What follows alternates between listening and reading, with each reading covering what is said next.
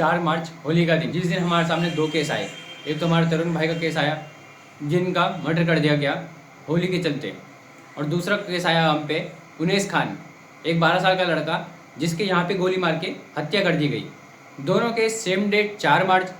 मैं आपको एक चीज़ बता दूँ, शायद से, मैं ये कह रहा हूँ शायद से जस्टिस मिला सिर्फ तरुण भाई को। ऐसा मैं क्यों कह रहा हूँ?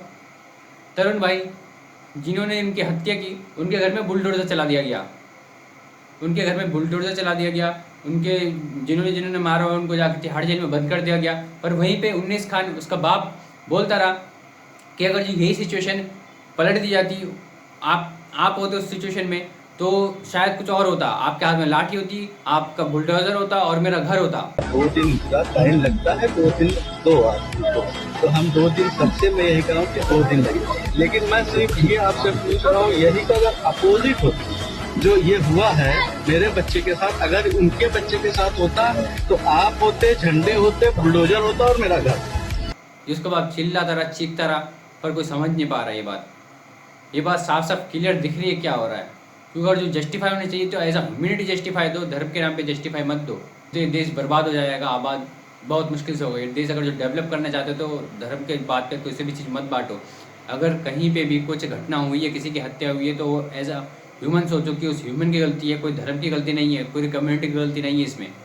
इसमें कोई कम्युनिटी की गलती नहीं है, कोई धर्म की गलती नहीं है, वो पर्टिकुलर इंसान की गलती है। वो उस पर्टिकुलर फैमिली ने अगर जो किसी की हत्या कर दी है, तरुण भाई की हत्या कर दी, तो उस पर्टिकुलर फैमिली की गलती है। आपने इसका घर तोड़ दिया, आप उसे जेल में बंद कर दो और जो सज़ा देनी है दो।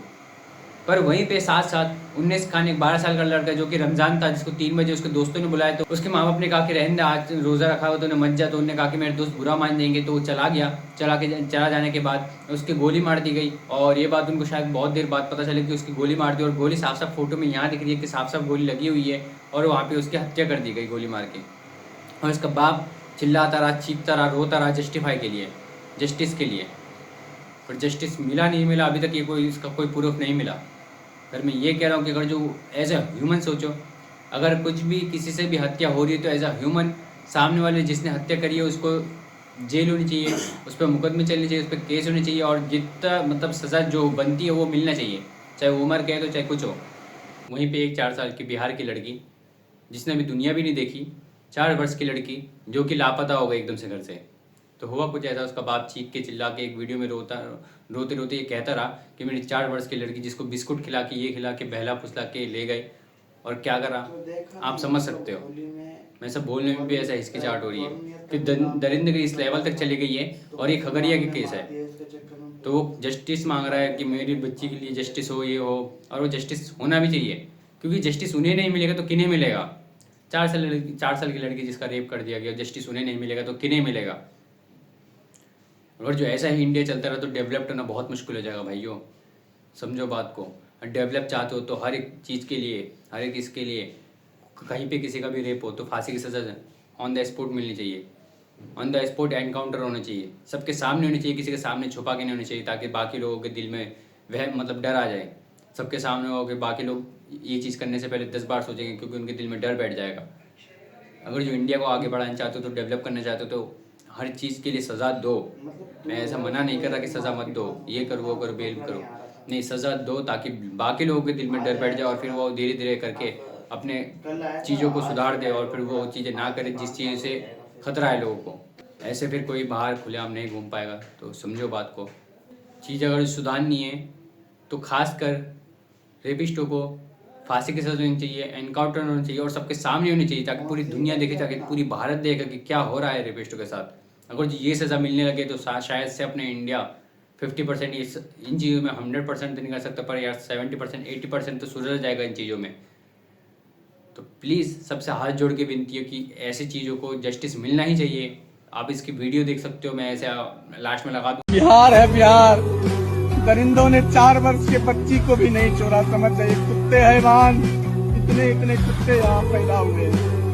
और ये खगड़िया जिला की भदास महुआ मुशहरी की घटना है। कल शाम से ही मेरी भतीजी लापता है, 4 वर्ष की, जो अभी दुनिया भी नहीं देखी। दरिंदों ने उसे बिस्कुट खिला करके, फुसला करके, बहला करके बगल के खेत में ले गया, लेकिन दरिंदगी किस हद तक चली जाएगी बिहार में हमें समझ में नहीं आ रहा।